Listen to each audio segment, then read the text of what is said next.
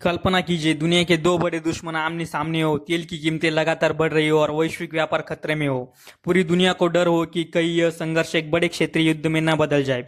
लेकिन फिर अचानक खबर आती है कि अमेरिका और ईरान युद्ध रोकने पर सहमत हो गए हैं। आखिर ऐसा क्या हुआ कि महीनों से चल रहा संघर्ष अचानक बातचीत की मेज पर कैसे पहुंच गया, और इस समझौते का दुनिया पर, मध्य पूर्व और भारत पर क्या असर पड़ेगा? आज के वीडियो में इसी विषय पर हम विस्तार से चर्चा करेंगे। अमेरिका और ईरान के बीच तनाव कोई नई बात नहीं है। कई वर्षों से दोनों देशों के बीच परमाणु कार्यक्रम, क्षेत्रीय प्रभाव और सुरक्षा से जुड़े मुद्दों पर मतभेद रहे हैं। लेकिन हाल के महीनों में यह तनाव तेजी से बढ़ा। दोनों देशों के बीच सैन्य कार्रवाई हुई, जवाबी हमले हुए और स्थिति इतनी गंभीर हो गई कि दुनिया भर में आशंका जताई जाने लगी कि यह संघर्ष पूरे मिडल ईस्ट के साथ दुनिया को भी अपनी चपेट में ले लेगा। अब इसमें सबसे बड़ी चिंता थी स्ट्रेट ऑफ हॉर्मुज की। यही वह समुद्री मार्ग है जहां से दुनिया के तेल व्यापार का बड़ा हिस्सा गुजरता है। अगर यह मार्ग लंबे समय तक प्रभावित रहता तो पूरी दुनिया की इकोनॉमी पर असर पड़ सकता था। अब सवाल ये उठता है कि दोनों देशों ने अचानक पीछे हटने का फैसला क्यों किया? इसका पहला कारण था आर्थिक दबाव। लंबे संघर्ष की कीमत दोनों देशों को चुकानी पड़ रही थी। इसका दूसरा कारण था अंतर्राष्ट्रीय दबाव। कई देश और अंतर्राष्ट्रीय संगठनों ने लगातार तनाव कम करने की अपील की। तीसरा और सबसे महत्वपूर्ण कारण था क्षेत्रीय स्थिरता। अगर युद्ध और बढ़ता तो इसमें अन्य देश भी शामिल हो सकते थे। इससे पूरे मिडल ईस्ट में अस्थिरता फैल सकती थी।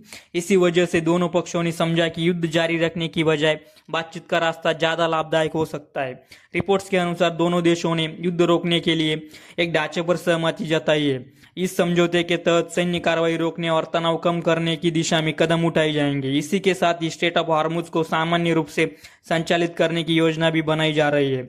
यह बेहद महत्वपूर्ण है क्योंकि दुनिया के ऊर्जा बाजार इस मार्ग पर काफी निर्भर करते हैं। आने वाले हफ्तों और महीनों में दोनों पक्ष परमाणु कार्यक्रम, क्षेत्रीय सुरक्षा और अन्य विवादित मुद्दों पर बातचीत जारी रख सकते हैं। हालांकि अभी भी कई चुनौतियां मौजूद है और यह कहना जल्दबाजी होगी कि दोनों देशों के रिश्ते पूरी तरह से सामान्य हो जाएंगे।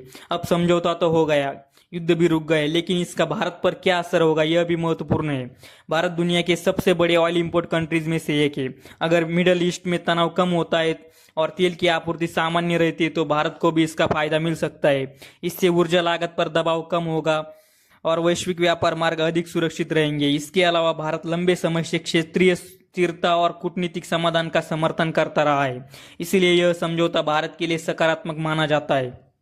अब सबसे बड़ा सवाल यह है कि क्या यह शांति लंबे समय तक टिक पाएगी या भविष्य में फिर तनाव बढ़ेगा? अपनी राय कमेंट करके जरूर बताएं और ऐसे जियोपॉलिटिकल अपडेट्स के लिए चैनल को लाइक और सब्सक्राइब जरूर करें। जय हिंद।